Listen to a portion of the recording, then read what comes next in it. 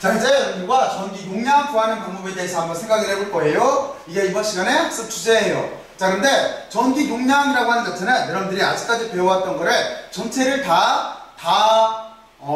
동원을 하면은 여기 있는 전기 용량을 구할 수가 있어요. 그러면 여러분들은 아직까지 뭐를 배웠어요? 첫 번째 제일 먼저 힘에 대해서 배웠죠. 제가 지금 여기서 말하는 힘이라고 하는 자체는 전기력을 뜻하는 거예요. 그리고 두 번째는 뭐에 대해서 논했어요? 두 번째는 여러분들이 전기장에 대해서 논했어요. 그리고 이 전기장을 구할 때 여러분들은 가우스 법칙이라고 하는 거를 사용을 해서 일반적으로 전기장을 구했었어요. 그리고 세 번째는 뭘 구했어요? 여러분들은 어떤 걸 논했었냐면 저하고 같이 일이라고 하는 정의와 그리고 또 하나 전기 위치 에너지라고 하는 개념을 이용을 해서 정의라고 하는 개념을 이해를 했어요. 그렇죠? 그리고 이번에 그리고 이제 마지막으로 다음과 같이 이렇게 전기 용량을 구하면 되는 거예요. 자, 그러면 전기 용량이라고 하는 자체는 축전지라고 하는 거예요. 그래서 여기에 있는 수업 챕터는 다음과 같이 이렇게 돼 있어요. 여러분들이 한번 여기를 쭉 한번 읽어보세요. 한번 읽어봐요. 먼저 정리들을 먼저 한번 해봐요. 정리들 해봤어요? 자, 그러면 여기 숙제는 어떻게 되어 있는 거냐면 첫 번째 축전기와 전기 용량이라고 해서 전기 용량의 정의가 나와요. 그리고 두 번째 전기 용량 계산이라고 해서 전기 용량을 계산하는 방법에 대해서 간략하게 설명을 할 거예요. 그리고 세 번째는 표현판 축전기 전기 용량이라고 해서 여러분들이 무슨 얘기냐면 전기 용량을 계산하는 방법에 대해서 생각을 해보고 표현판에 직접 적용을 해서 실제 표현판에서 전기 용량을 한번 계산을 해볼 거예요. 자, 그리고 그 뒤에 축전기의 연결이라고 하는 게 있어요. 축전기의 연결이라고 하는 자체는 직렬 연결, 병렬 연결을 말하는 거예요. 여러분들이 저항을 생각하면 쉬워요. 저항에서 직렬 연결이 있고 또 하나 병렬 연결이 있잖아요. 그리고 또 하나는 직렬과 병렬이 합쳐져 있는 혼합 연결이 있잖아요. 그때 그것처럼 직렬, 연결, 병렬 연결을 뜻하는 거예요. 그리고 이 축전기에 저장된 에너지에 대해서 이렇게 알아볼 거고, 그리고 이 축전기 사이에다가 우리가 유전 물질을 넣을 수가 있어요. 유전 물질을 이렇게 넣어서 유전체에 대한 내용을 이렇게 간략하게 알아볼 거예요. 자, 그러면 일단 설명을 어떻게 할 거냐면 파트를 나눌 건데 일단은 이만큼 앞에 부분을 먼저 설명을 할 거예요. 여기까지가 가장 기본적인 내용인 거예요. 자, 그러면 여러분들은 도대체 뭐를 한다라고 하는 걸 이해를 했어요. 자, 그러면 핵심은 이거예요. 여러분들은 축전지가 도대체 뭔지를 알아보고, 그리고 두 번째는 전기 용량이라고 하는 정의가 어떻게 되는지를 알아보고, 그리고 세 번째는 전기 용량을 계산하는 방법에 대해서 한번 전반적인 고찰을 한번 해보고, 그리고 그 뒤에 우리는 어떻게 할 거냐면 그거를 표현판 축전기라고 하는 거에다 적용을 시켜서 실제 전기 용량을 한번 계산을 해볼 거예요. 여기까지가 1차 목표예요. 자, 그러면 무엇을 한다라고 하는 걸 정의를 했으니까 여러분들이 이제 이해를 했을 거예요. 그러면 이제 본론으로 들어가 보죠. 자, 그러면 여기 있는 그림은 뭐냐면 이거는 여러분들이 이제 컴퓨터 같은 전자제품을 뜯어보게 되면은 그 안에 이렇게 소자들이 들어있어요. 바로 그 그림이에요. 그래서 여기는 어떤 것 때문에 이 그림을 넣어놨냐면 축전지라고 하는 거, 다시 말해서 카패시터라고 하는 게 도대체 무언가 하는 거를 설명해 주려고 넣었어요. 그러면 여러분들은 이 그림에서 보게 되면은 원통 모양으로 되어 있는 거, 이게 다 이렇게 축전기예요. 이게 축전지라고 부르는 거예요. 그리고 여기 조그맣게 보이는 이거는 우리가 여러분들이 뭔지 알죠? 이거는 저항이라고 부르는 거예요. 그래서 이렇게 회로에 보면은, 회로 기판에 보면은 축전기가 요소에 이렇게 배치가 돼 있어요. 그러니까 축전기라고 하는 자체는 일반적으로 원통형이에요. 원통형으로 되어 있고 거기에 그러니까 여기 기판에 꽂아서 납땜을 해야 되기 때문에 다리가 이렇게 두 개가 나와 있어요. 두 개가 나와 있는데 길이가 서로 달라요. 하나는 길이가 짧고 한쪽은 길이가 짧고 한쪽은 길이가 길어요. 이게 왜 그러냐면 저항이라고 하는 자체는 여러분들이 회로에다 꽂을 때 여기 저항을 이렇게 꽂건 반대로 돌려서 꽂건 이게 상관이 없어요. 다시 말해서 저항을 이렇게 꽂을 수도 있고 반대로 돌려서 꽂아도 상관이 없어요. 하지만 축전기는 극성이 있어요. 극성이 있어서 여러분들은 플러스와 마이너스를 구별해서 꽂아줘야 되는 거예요. 그러면 다리가 긴 쪽이 있고 다리가 짧은 쪽이 있는데 어느 쪽이 플러스일까요? 맞아요. 다리가 긴 쪽이 플러스예요. 그래서 축전기를 원통형으로 이렇게 그린다라고 했을 때, 여기 원통이에요. 원통형으로 이렇게 그린다라고 했을 때 다리가 하나가 짧고 하나가 길다라고 한다면 긴 쪽이 플러스예요. 자, 그리고 또 하나를 생각을 해야 돼요. 이렇게 그런 축전기를 기판에다 꽂았어요. 꽂고 나면은 그게 어떻게 해요? 고정을 시키죠. 다시 말해서 납땜이라고 하는 과정을 거쳐요. 그러면 납땜을 하고 그 뒤에는 어떻게 해요? 다리를 다 자르죠. 이렇게 잘라놨을 때는 그러면 플러스와 마이너스를 어떻게 구별할 수 있을까요?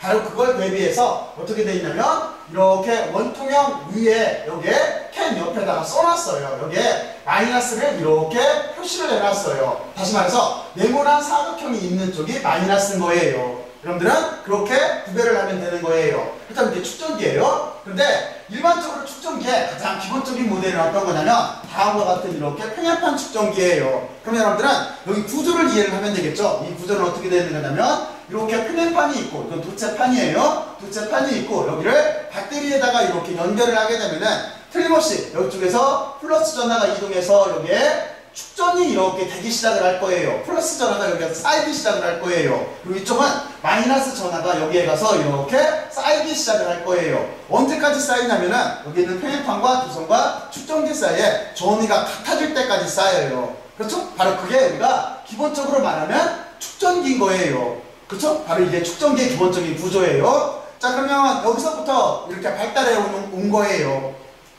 여러분들이 지금 핸드폰 같은데 축전기를 쓰잖아요. 그것도 저런 축전기 모델부터 시작을 해서 쭉 연구 결과로 지금 만들어낸 거예요. 자, 그러면 여러분들은 축전기가 이제 뭐다라고 하는 걸 이렇게 이해를 했을 거라고 생각을 하고, 그리고 여기서 한 가지만 물어볼게요. 저항이라고 하는 거, 이거의 단위는 뭘까요? 이걸 왜 물어보냐면 여러분들은 이제 여기까지 이렇게 공부를 하고 전기 용량까지 공부를 하고 그 뒤에 일반 물리 과정에서는 어떻게 되어 있는 거냐면 여러분들은 이제 전기 소자에 대해서 배워요. 다시 말해서 전류와 저항이라고 하는 제목하에서 여러분들은 소자에 대해서 배우게 돼 있어요. 그때를 대비해서 먼저 여러분들한테 질문하는 거예요. 저항의 단위는 뭘까요? 여러분들이 잘 알고 있어요. 그쵸? 맞아요. 저항의 단위는 옴이에요. 옴. 기호 자체는 어떻게 쓰냐면 오메가를 써요. 이렇게 오메가를 써놓고 나서 읽을 때는 옴이라고 읽는 거예요. 왜 그러냐면 여기 저항의 단위는 독일의 과학자 옴의 법칙 알잖아요. 옴의 법칙 할 때 그 옴을 기념하기 위해서 이렇게 저항의 단위를 부여를 했어요. 왜냐면 그분이 나중에 보면 알겠지만 저항을 많이 연구를 했었어요. 그래서 거기에서 옴의 법칙도 발견을 했어요. 그래서 저항의 여기는 이 저항의 단위는 옴이에요. 그러면 이제 우리는 주제는 축전기니까 축전기의 단위는 뭘까요? 혹시 알아요? 축전기의 단위는 그럼 이렇게 질문할까요? 축전기의 단위는 어느 분 업적을 기념하기 위해서 축전기의 단위로 붙였을까요? 여러분들이 이쪽 대다수는 여기는 여러분들 이쪽 파트는 전기장애 파트는 대다수 단위가 그거를 연구했던 사람 이름으로 돼 있어요. 어느 분일까요? 축전기는 알아요? 여기는 패러데이예요. 패러데이. 그러면 패러데이라고 하는 분의 철자 자체가 F로 시작을 할 거잖아요. 그렇잖아요. 그래서 F라고 하는 기호를 써놓고 나서 읽을 때는 여기를 패럿이라고 읽어요. 그래서 축전기의 단위는 패럿이에요. 패럿. 자, 그러면 여러분들은 여기까지 이렇게 이해를 먼저 해놓고 이제 뒷장에 나와요. 다음 장으로 가서 정의부터 한번 확인을 해볼게요.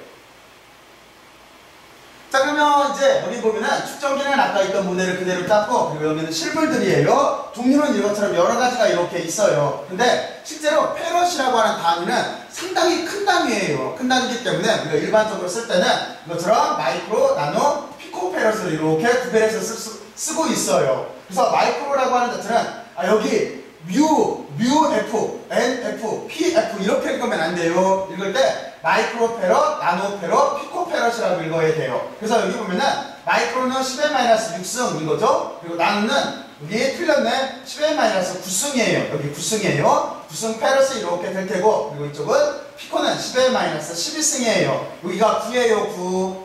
9승이에요. 자, 이렇게 우리가 축전기에 여기 전기 용량 자체를 읽을 수가 있어요. 그리고 단위는 이렇게 패라드라고 써놓고 읽을 때는 패럿이라고 읽어요. 그리고 축전기의 실제 단위는 정의가 이렇게 되는 거잖아요. 축전기의 정의는 총전하라고 하는 자체를 전위로 이렇게 나눠주면 되는 거예요. 그러면 단위는 여기서 나오겠죠. 얘는 총전하량인 거니까 뭐가 되겠어요? 쿨롱이 되는 거죠. 그리고 여기는 전위인 거니까 전위는 단위가 볼트인 거니까 볼트가 돼요. 그래서 일반적으로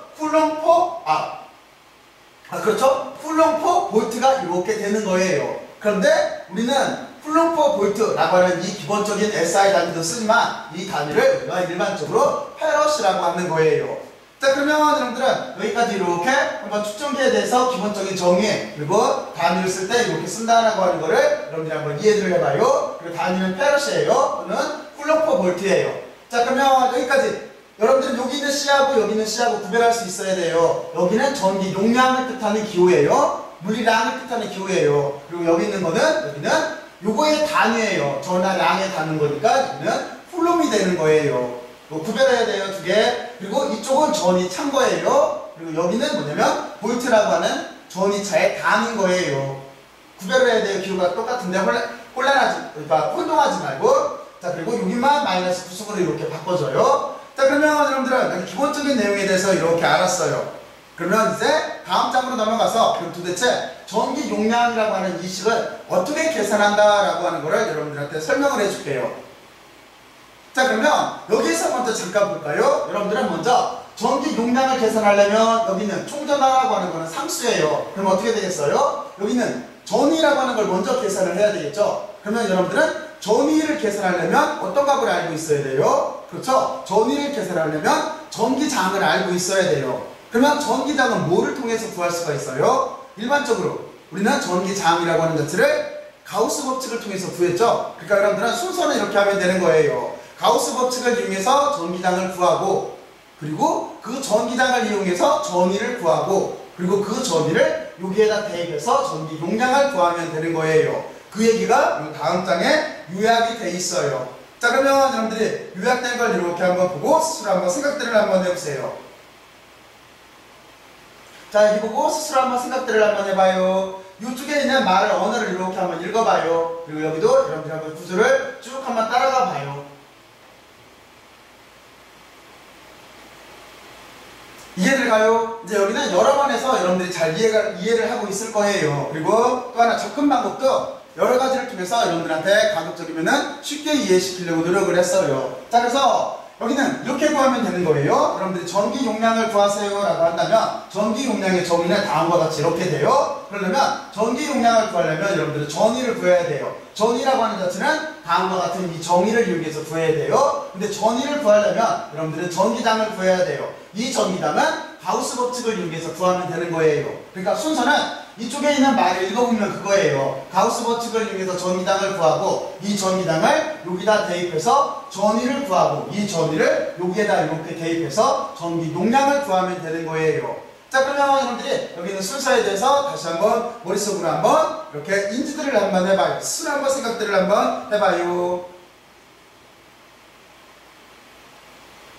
해봤어요? 근데 이걸 계산을 할 때 여러분들 한 가지를 생각을 해야 돼요. 실제 전위를 계산을 하게 되면은 전하가 이동하는 방향에 따라서 이게 값자체가 마이너스가 나올 수도 있고 플러스가 나올 수도 있어요. 무슨 얘기냐면 여러분들이 이렇게 생각을 해봐요. 만약에 이쪽에다가 사고 실험을 해요. 이쪽에 전위가 높다고 생각을 해봐요. 다시 여기가 플러스 대전체가 있어요. 그리고 반대쪽 이쪽에 마이너스 대전체가 이렇게 있다라는 모델을 생각을 해봐요. 그러면 전기장은 플러스 쪽에서 마이너스 쪽으로 이쪽으로 이렇게 가겠죠? 그랬을 때 입자의 이동 경로를 두 가지로 생각을 할 수가 있어요. 왜냐면 제가 이만큼 부분, 여기가 이동 경로라고 했잖아요. 여기가 실제는 경로 적분인 거예요. 그렇잖아요? 그러면 어떻게 두 가지가 될 수가 있냐면, 하나는 이 시험 입자가 만약에 플러스로 대전된 대전체 쪽에 있었다고 생각을 해봐요. 그러면 여기는 틀림없이 충력에 의해서 밀리고 인력에 의해서 끌려서 당연히 왼쪽에서 오른쪽으로 이렇게 입자가 이동해 갈 거예요. 이렇게 이동하는 경우가 하나가 있고, 그리고 또 하나는 여러분들이 왼쪽에 애초부터 있던 플러스 입자를 반대로 오른쪽으로 밀어서 옮길 때가 있을 수가 있어요. 그렇죠? 다시 말해서 외력이 작동을 해서 여기 있는 양의 전하를 반대로 여기 전기장을 거슬러 올라가서 반대로 움직일 수가 있어요. 그랬을 때 우리는 그러니까 자연의 경로, 전하가 왼쪽에서 오른쪽으로 이렇게 움직일 때를 이때 계산하게 되면은 이게 전위가 마이너스가 나와요. 그리고 반대로 외력에 의해서 전위가 낮은 쪽에서 높은 쪽으로 밀어 올릴 때, 이때 외력에 의해서 올릴 때 이때가 플러스 전하가 나오게 돼 있어요. 그러면 우리가 전위를 계산한 다음에 여기에다가 값을 넣을 때 도대체 플러스 값을 넣어야 될까요? 마이너스 값을 넣어야 될까요?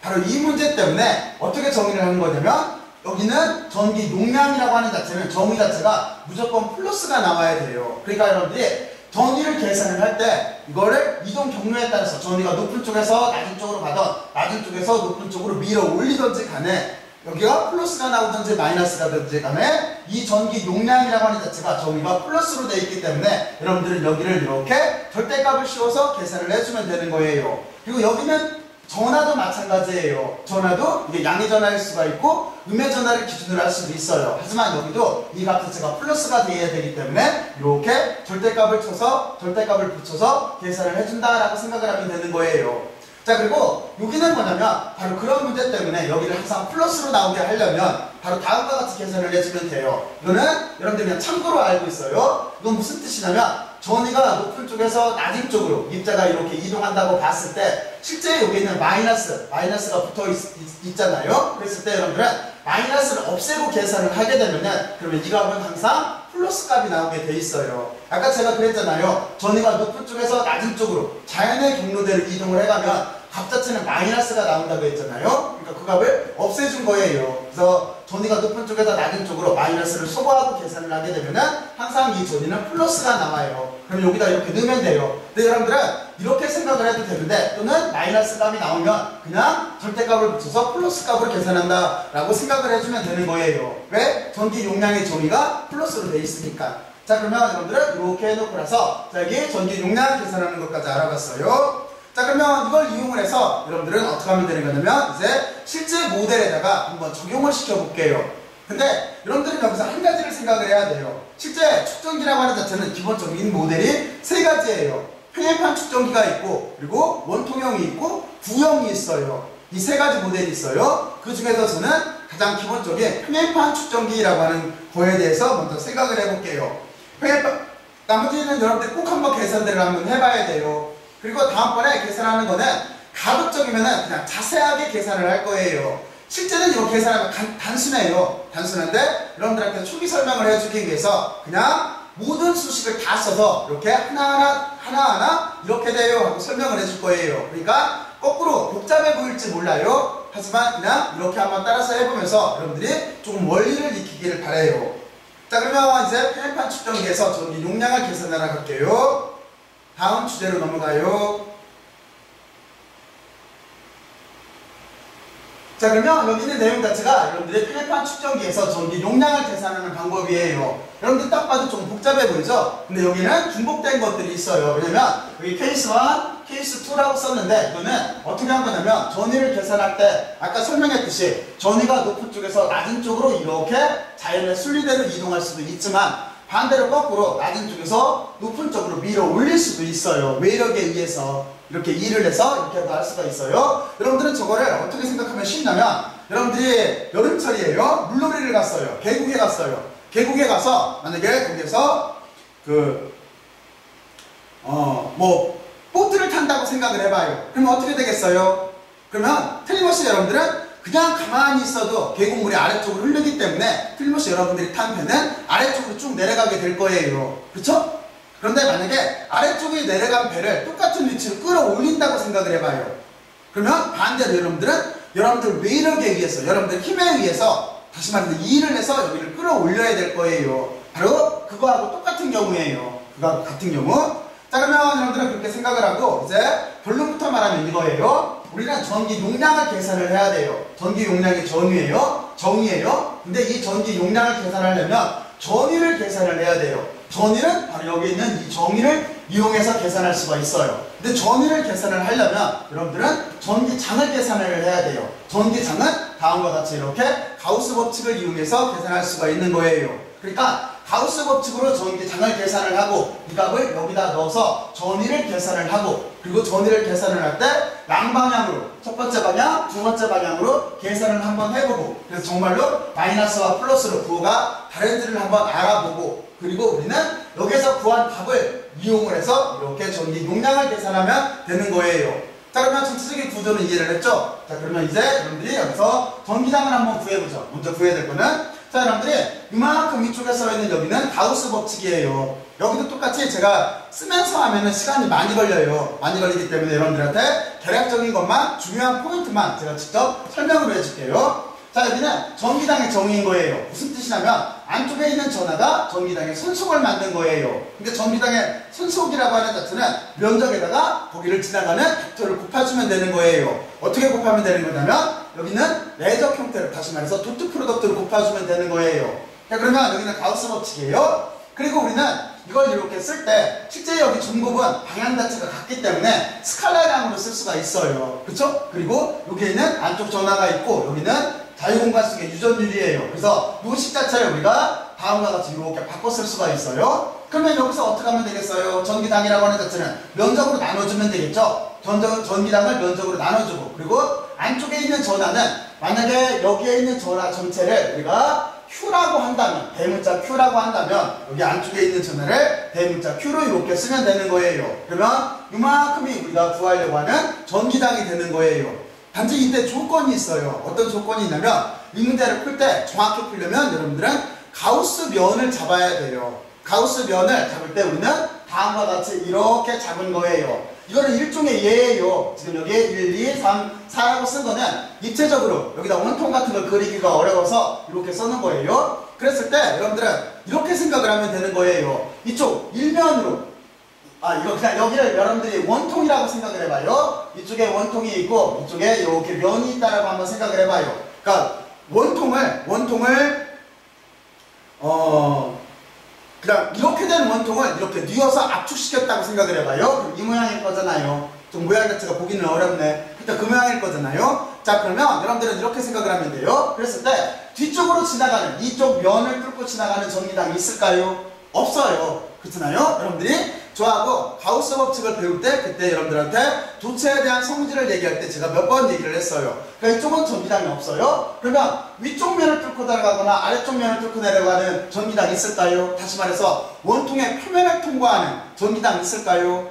이거를 만약에 원통이라고 이렇게 본다라고 한다면 2나 4면은 실제는 원통의 표면인 거예요. 원통이 이렇게 돼 있다라고 한다면. 그렇죠? 그러면 여기를 통과하는 전기당은 없어요. 우리 집 전기당은 이쪽 면을 통과하는 전기당밖에 이렇게 없어요. 그러니까 우리는 고려를 여기 3면만을 이렇게 고려를 해준 거예요. 그 3면의 면적을 A라고 이렇게 본 거예요.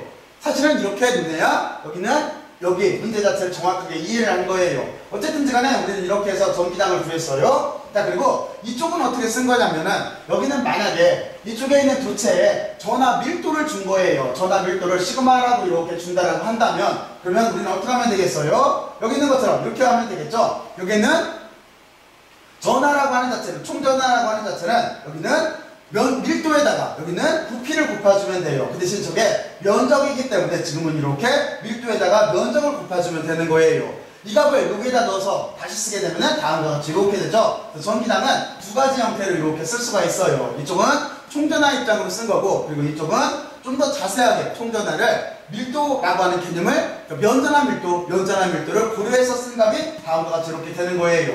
자, 그러면 우리는 전기당을 구했네요. 자, 그러면 이제 이 값을 어디다 넣으면 돼요? 이 값을 여기다가 이렇게 넣으면 되겠죠? 여기다 넣고, 그리고 우리는 두 가지 경로로 생각을 할 거예요.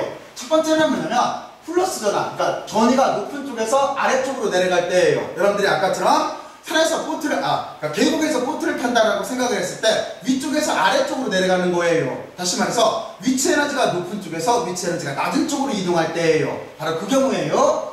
자, 그걸 먼저 계산을 해보면 어떻게 되는 거냐면 여기 조심할 건 이거예요. 초기치와 나중위치 이동 경로를 정해야 되는데 초기와 나중은 바로 이거예요. 전하가 처음에는 0이라고 하는 이쪽에 있었어요. 이쪽에 기준으로 있다가 거리가 D만큼 이동을 했어요. 그러니까 이 시험 구조에서 보면은 초기위치는 0이고 나중위치는 D쪽인 거예요. 여기 있던 전하가 이쪽으로 간 거예요. 그러니까 여기는 이렇게 0부터 D까지로 이렇게 써주면 되는 거예요. 그렇죠? 그리고 지금 요만큼 부분 도트 프로덕트는 여기 전기당과 그리고 여기는 미소 면적 벡터 여기는 방향이 같아요. 그렇죠? 같기 때문에 여기를 스칼라량으로 이렇게 처리를 해준 거예요. 자, 그리고 전기당은 방금 여기서 구한 걸 이렇게 넣었어요. 넣고 나서 여기 상수값은 앞으로 빼주고 여기를 접근하게 되면은 여기는 값자체가 여기는 뭐가 나오겠어요? D만 나오겠네. 이만큼을 접근하면. 그쵸? 그래서 여기를 D값으로 이렇게 써줬어요. 그게 우리가 구하려고 하는 전위의 기본 형태가 되는 거예요. 근데 이쪽과 마찬가지로 이쪽을 총전하로 써놓고 나서 그리고 나서 여기를 밀도를 고려해서 쓸 수가 있잖아요. 그러니까 반대로 여기처럼 밀도를 고려해서 쓴 식을 요식을 반대로 이렇게 나눠줘서 그렇죠? 그러면 이렇게 되겠죠? 여기하고 여기 사이의 관계 이걸 이용을 해서 우리가 총전하 입장으로 쓸 수가 있어요. 그러니까 여기 전이라고 하는 자체는 위식처럼 밀도를 고려해서 쓸 수도 있고 아래식처럼 총전화를 고려해서도 쓸 수가 있어요. 근데 여기서 중요한 건 뭐냐면 이때는 부호가 마이너스가 이렇게 나오게 돼 있어요.